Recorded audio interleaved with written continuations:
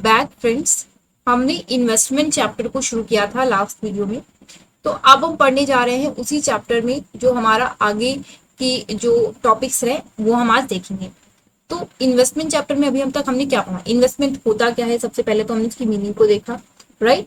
हमने इसकी मीनिंग देखी, फिर उसके बाद हमने इसका नेचर देखा, उसकी इन्वेस्टमेंट की प्लानिंग क्यों की जाती है, कैसे की जाती है, इसके बारे में भी हमने देखा।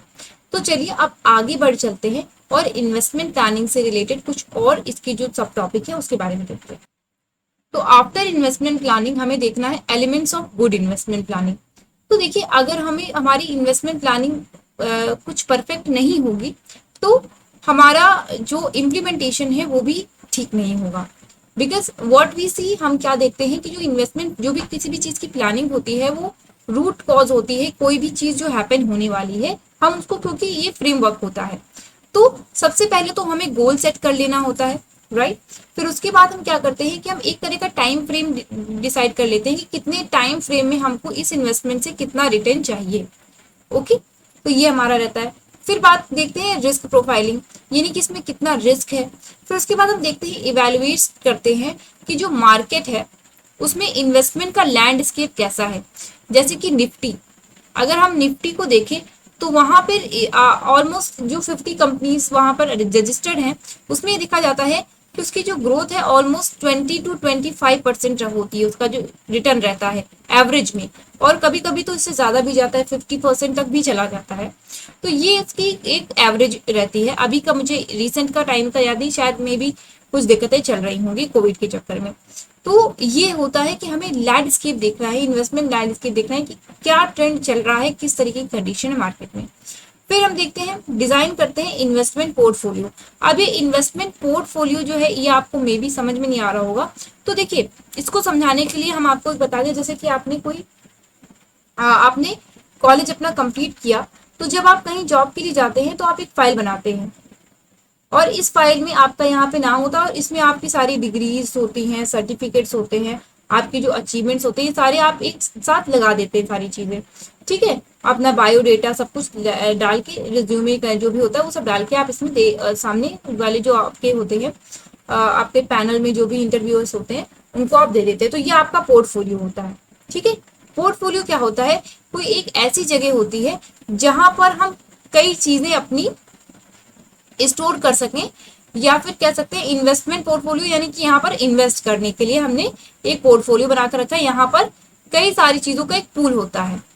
ठीक है, कई सारी इन्वेस्टमेंट के तरीकों का एक पूल होता है जिसे हम इन्वेस्टमेंट पोर्टफोलियो कहते हैं। ठीक है, वो डिजाइन कैसे करेंगे वो भी हमारा मैटर करता है।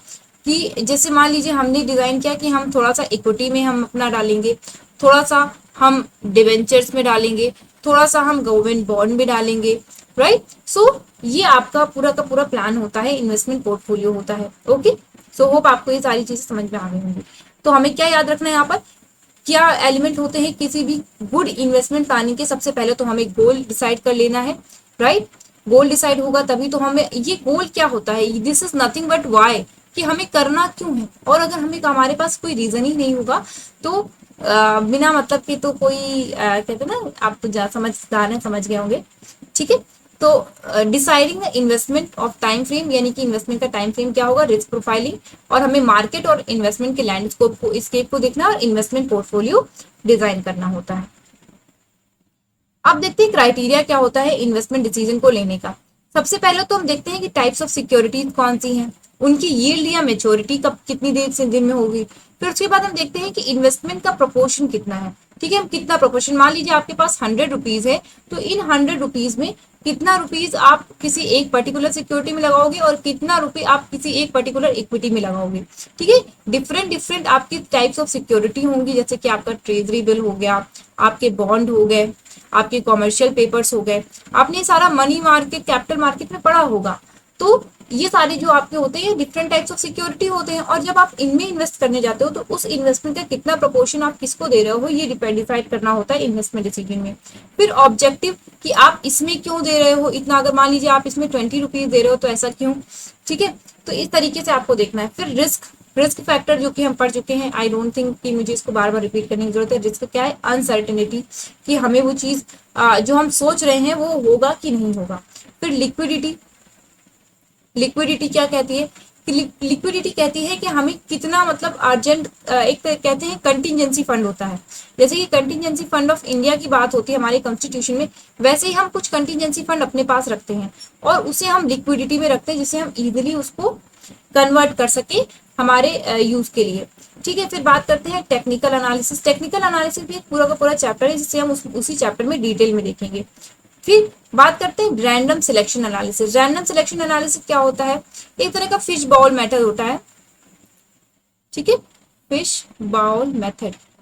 ठीक है, कि जैसे कि मान लीजिए हमने हमारे पास कुछ ऑप्शंस रखे गए और हमने अपने कॉग्निटिव बेस पे हमारे पास कुछ पर्टिकुलर ऑप्शंस रख दिए गए और हमने अपने कॉग्निशन के हिसाब से उन ऑप्शंस को चूज किया, तो वो हमारा हो जाएगा कि हमने रैंडम सिलेक्शन किया है, रैंडम सिलेक्शन किया है और उसी पर हम एनालिसिस करते हैं।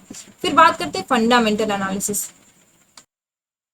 फंडामेंटल एनालिसिस में हम इंट्रिंसिक वैल्यू को हम कह सकते हैं फेस वैल्यू, राइट, कि उसकी जो फेस वैल्यू होगी उसको हम आप कंपेयर कर लेंगे।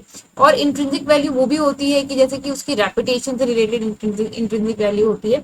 तो हम यहाँ पर क्या करते हैं कि किसी भी जो आप सिक्योरिटी परचेज करने जा रहे हो, जहां पर भी आप इन्वेस्टमेंट करने जा रहे हो, उसकी इंट्रिंसिक वैल्यू को आप कंपेयर करते हो अदर अवेलेबल सिक्योरिटी से, तो हमारा हो जाता है फंडामेंटल एनालिसिस।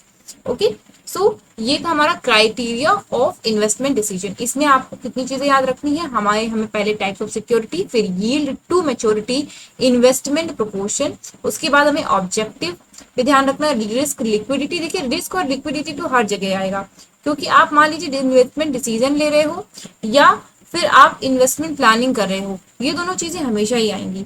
फिर इसमें कुछ एनालिसिस होती है, उनके एनालिसिस के नाम दिए हुए हैं, जिन्हें हम technical analysis, random selection analysis, जहां पर हम क्या करते हैं कि जो मार्केट का प्राइस है उसको उसके हिसाब से देख लेते हैं और उसके हिसाब से अपने अपने कन्वीनियंस के हिसाब से सिक्योरिटीज को चूज कर लेते हैं।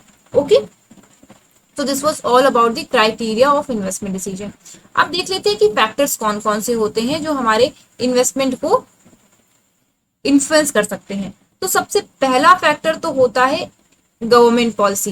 देखिए अगर मुझसे पूछा जाए कि कौन कौन से फैक्टर होते हैं, तो मैं तो ऐसे लिखूंगी, इंटरनल फैक्टर और एक्सटर्नल फैक्टर। अब इंटरनल फैक्टर में क्या होता है? इंटरनल फैक्टर में आती है आपकी इनकम, आपका बिहेवियर, आपकी कंटिजेंट बिहेवियर, कंटिजेंट रिक्वायरमेंट।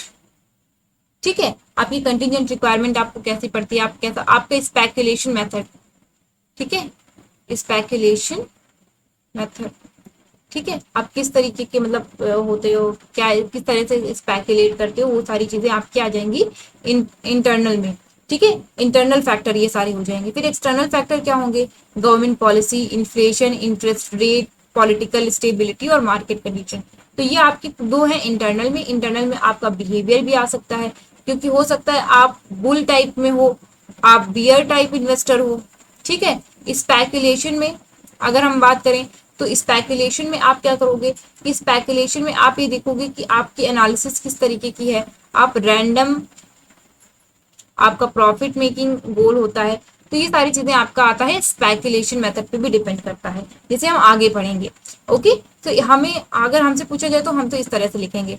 अगर आपको मेथड सही लगे तो आप इस तरीके से भी लिख सकते हैं। देखिए फैक्टर्स अफेक्टिंग, इसमें टाइम भी आ सकता है, क्योंकि देखिए टाइम पे भी डिपेंड करता है कि कितने टाइम की मेच्योरिटी आपको करवानी है। ठीक है, time is also a factor. Okay, तो इन्वेस्टमेंट प्लानिंग के जो थे ये हम पहले ही देख चुके थे कि इन्वेस्टमेंट प्लानिंग का क्या किस किस चीज में हेल्प करती है। तो इसको हम आप पिछले वाले वीडियो से आप देख सकते हैं, दोबारा यहाँ पे कोट हो गया।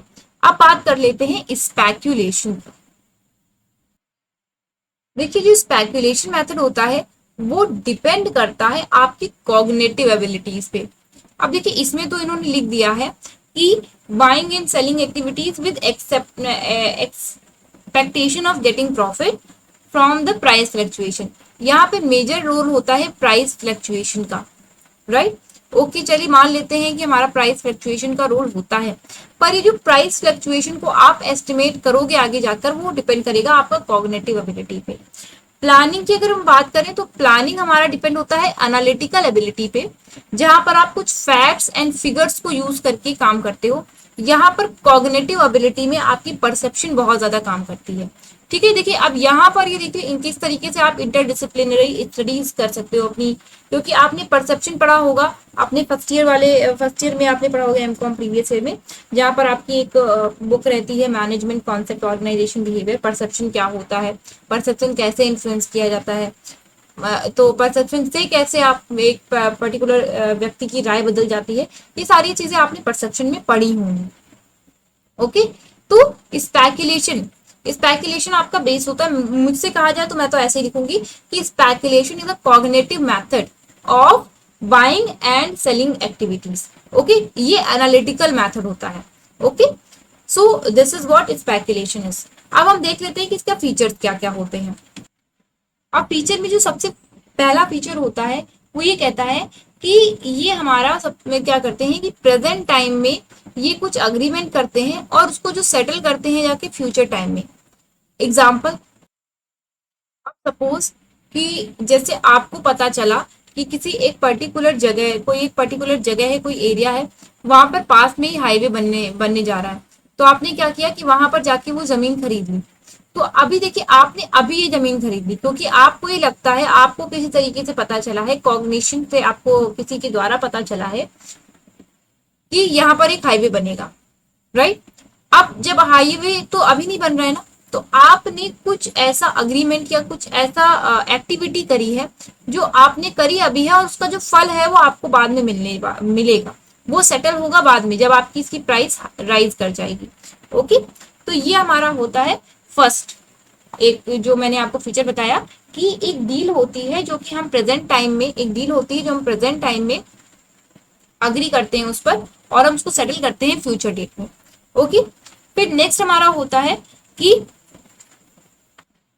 यहाँ पर जो भी हम प्रॉफिट अर्न करेंगे, जो भी हम प्रॉफिट यहाँ पर अर्न करेंगे, वो हमारा प्राइस फ्लक्चुएशन, प्राइस राइज या प्राइस लो करने की वजह से हमारा प्रॉफिट होगा। ठीक है, डिफरेंस इन रेट हम इसे कह सकते हैं, क्योंकि डिफरेंस इन रेट या तो आपका डिक्लाइन हो सकता है या फिर आपका बढ़ भी सकता है। फिर इसके बाद बात करते हैं अप्रिशिएट हम कहते हैं जिसे। ओके, अब बात करते हैं कि अगर इसकी देखिए रेगुलर फीचर की अगर हम इसकी बात करें, इसकी रेगुलर फीचर की बात करें तो ज्यादातर हम इसे ऑर्गेनाइज्ड मार्केट्स में ही देखते हैं। ठीक है, ऑर्गेनाइज्ड मार्केट में जैसे कि हमारा हो गया आपका प्रोडक्ट एक्सचेंज, प्रोड्यूस एक्सचेंज हो गया, स्टॉक एक्सचेंज हो गया, और आपका बुलियन एक्सचेंज, ये जितने भी होते हैं हमारे ऑर्गेनाइज्ड मार्केट होते हैं, और यहाँ पर ही हम देखते हैं कि ये स्पेकुलेशन की कुछ एक्टिविटीज की जाती हैं। ओके, अगर हम स्पेकुलेशन की बात करें तो ये पूरी तरह से डिपेंड होता है, पूरी तरह से या फिर आप कह सकते हो 90% डिपेंड होता है प्राइस मूवमेंट पे, कि जो प्राइस हो किस तरीके से मूव कर रहे हैं, राइज करने वाले हैं या फॉल करने वाले हैं। Okay, so this is what कि हमारे ये कुछ फीचर्स होते हैं। इनके कुछ फीचर्स आप और अपनी तरफ से भी सोच सकते हैं, इन्हें आप इसको और एक्सपेंड करने की कोशिश करिएगा। ओके, नेक्स्ट हम बात करते हैं बेनिफिट की। देखिए बेनिफिट का अगर हम देखें तो सबसे पहली चीज तो ये होती है कि जब अगर हम स्पेकुलेट करते हैं किसी चीज के बारे में, ठीक है, तो सबसे पहले तो हमें याद रखना चाहिए स्पेकुलेशन में आपका इकोनॉमिक बजट। ठीक है, हमारा जो गवर्नमेंट बजट जाता है आता है वो क्या है, एक तरह का स्पेकुलेशन ही होता है बस। क्योंकि देखिए हम अभी जाके कुछ, अब आप सोच रहे हो अच्छा बजट, वो स्पेकुलेशन कैसे हो सकता है, वो तो पूरा सिस्टमैटिक प्लानिंग से लाया जाता है। हाँ, सिस्टमैटिक प्लानिंग से ही लाया जाता है, पर एक बहुत बड़ा फैक्टर होता है जो कि हमारा होता है पॉलिटिकल स्टेबिलिटी। ठीक है, अगर पॉलिटिकल स्टेबिलिटी कहीं से भी दिक्कत आ जाती है तो हमारा ये बजट तो एक तरह का स्पेकुलेशन ही हो गया ना। जैसे कि आप अभी के टाइम पे देख रहे हो, है कि नहीं, ये पॉलिटिकल स्टेबिलिटी तो है, पर काफी चीजें इतनी दिक्कत में आ चुकी हैं ऑलरेडी इस टाइम पे कि अब लोगों को काफी दिक्कतें हो रही हैं, राइट। सो ये भी एक बजट को हम एक तरह से एग्जांपल में लेके समझ सकते हैं। तो इस एग्जांपल से हमें क्या पता चलेगा कि हम जो लार्ज फ्लक्चुएशंस है उनको रोक सके। पहला होता है कि हम उनको लार्ज फ्लक्चुएशन को रोक सके, जो एडिशनल डिमांड और सप्लाई होती है उसको हम कंट्रोल कर सके, एडिशनल डिमांड और सप्लाई को कंट्रोल कर सके। फिर तीसरा हमारा होता है कि हम जो सप्लाई और डिमांड है उसको इक्वलाइज कर सके, जो कि इस टाइम पे तो आप अच्छे से देख रहे हो कि सप्लाई और डिमांड किस तरीके से इक्वलाइज की जा रही है। ओके, अब हम आगे बात करते हैं। तो हो आपको ये समझ में आ गया होगा, मीनिंग हमने देखा स्पेकुलेशन क्या होता है। स्पेकुलेशन एक तरह की कॉग्निटिव एबिलिटी होती है जो कुछ पर्टिकुलर मतलब अनसर्टेन फैक्ट्स पर डिपेंड करती है, आपके परसेप्शन पे डिपेंड करती है। और फीचर्स हमने इसके देखे, फीचर्स हमने टोटल 4 देखे, जिनमें हमने पहला देखा कि हमारा जो प्रेजेंट टाइम में हम उसमें कुछ एग्रीमेंट करेंगे, और प्रेजेंट टाइम में अग्रीमेंट करने के बाद हम क्या करेंगे कि हम उसे सेटल करेंगे बाद में जाकर के, एक समय के बाद पर्टिकुलर टाइम पे वो सेटल होगा। फिर उसके बाद हम क्या करते हैं, डिफरेंस इन रेट में हम रेट में डिफरेंस होने से हम कोशिश करते हैं कि हमारा प्रॉफिट हो जाए। तीसरा था कि ये ज्यादातर हम अगर हम देखें तो ये ऑर्गेनाइज मार्केट में ये देखने को मिलती है। और चौथा हमारा पॉइंट था कि ये ज्यादातर ये प्राइस मूवमेंट पे डिपेंड करती है। ओके, अब बात करते हैं टाइप्स ऑफ स्पेकुलेशन। एक तो होता है legitimate and competitive for productive uses. दूसरा होता है इलीगल मेड ऑन मोनोपोलिस्टिक और अग्रेसिव स्पेकुलेशन। इसमें क्या होता है, कुछ कॉम्पिटेंट स्पेकुलेटर होते हैं और साइंटिफिक बेसिस पे वो कुछ स्पेकुलेट करते हैं। ओके, अब बात करते हैं लेजिबल इलीगल और मोड होता है, शायद आई थिंक ये रॉन्ग लिख गया है ये। ओके ओके, ये लेजिटिमेट है और ये इलेजिटिमेट है। फाइन, दिस इज लेजिटिमेट और ये होता है इलेजिटिमेट मोड और मोनोपिलिस्टिक और अग्रेसिव स्पेकुलेशन। अब देखिए, ये जो होते हैं स्पेकुलेटर, ये वही सुनी सुनाई बातों पे बिलीव कर लेते हैं, इनके अंदर कोई कॉम्पिटेंसी नहीं होती है पर्टिकुलर, और ये सुनी सुनाई बातों पे बिलीव करने की वजह से ये सोचते हैं कि अच्छा ऐसा है तो क्या ऐसा हो सकता है, और उसी के हिसाब से वो डिसीजन लेते हैं। ओके, यहाँ पर कॉम्पिटेंट स्पेकुलेटर होते हैं, यहाँ पर इनकॉम्पिटेंट स्पेकुलेटर होते हैं, यहाँ पर साइंटिफिक बेस लिया जाता है, यहाँ पर र्यूमर्स को सुन करके वो अपना डिसीजन लेते हैं। अब बात करते हैं टाइप्स ऑफ स्पेकुलेटर कौन कौन से होते हैं। एक तो जैसा कि मैंने आपको पहले बताया था, एक होते हैं बुल्स, दूसरे होते हैं बियर। देखिए, बुल्स की अगर हम बात करें तो ये वो होते हैं जिनके अंदर पॉजिटिविटी होती है। ओके, जो पॉजिटिव सोचते हैं वो बुल्स होते हैं। वो क्या सोचते हैं कि आगे चल के हमारा जो प्राइस है वो राइज करेगा, तो इसी को सोचते हुए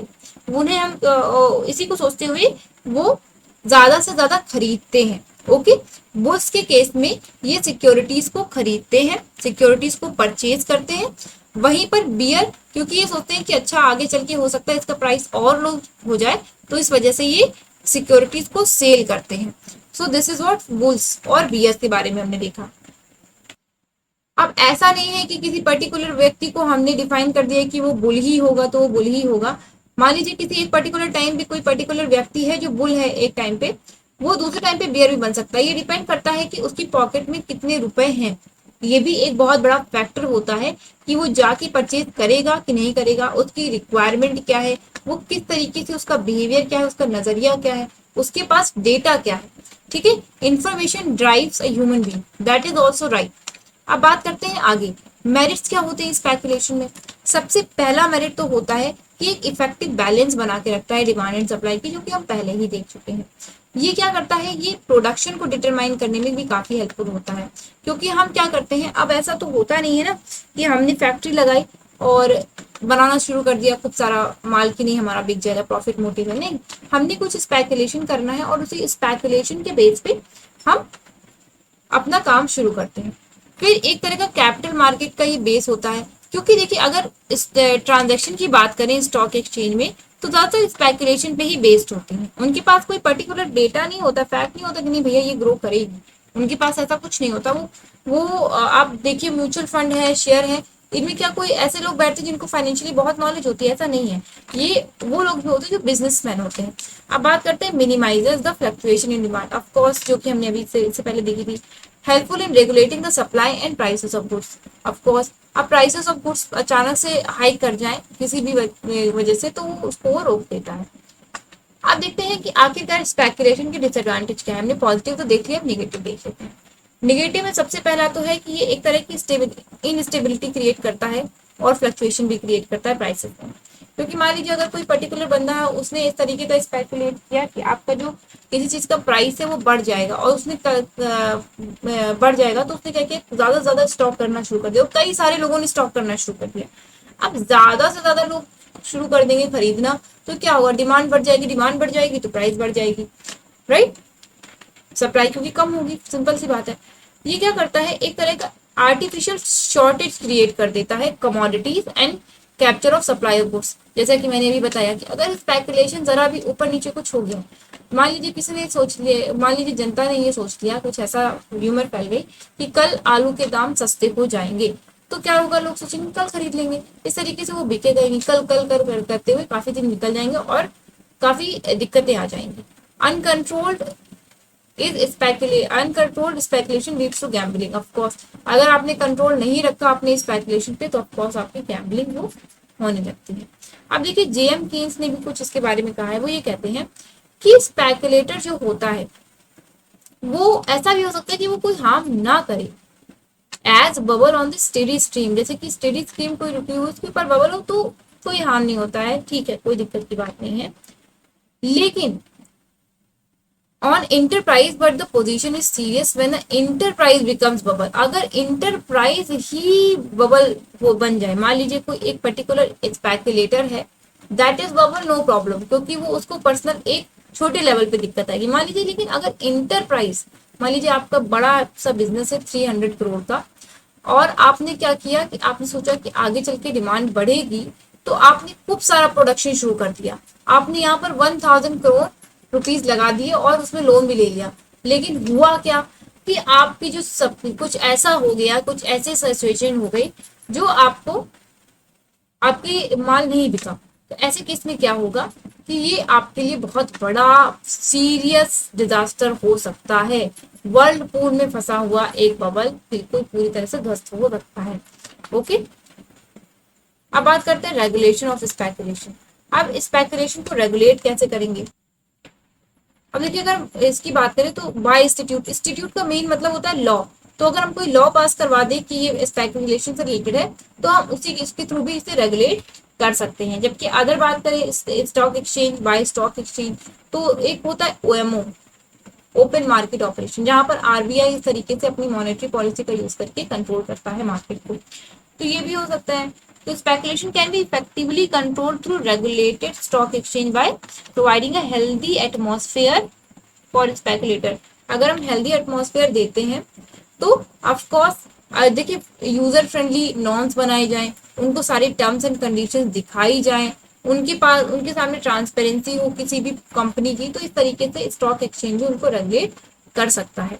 ओके, तो अभी की वीडियो में यहाँ तक ही पढ़ते हैं, और इसके आगे का जो वीडियो है मैं हम लाएंगे नेक्स्ट लेक्चर में। तो थैंक यू सो मच हमारा आज का ये लेक्चर कंप्लीट करने के लिए। होप आपको ये लेक्चर अच्छा लगा होगा। इवन दो अगर आपके मन में कोई भी डाउट रह गया हो तो आप कमेंट कर सकते हैं, मैं आपकी टाइमली हेल्प करने की पूरी कोशिश करूंगी। तो चलिए फिर जल्द ही मिलते हैं नेक्स्ट लेक्चर में। Till then God bless you and keep you all safe.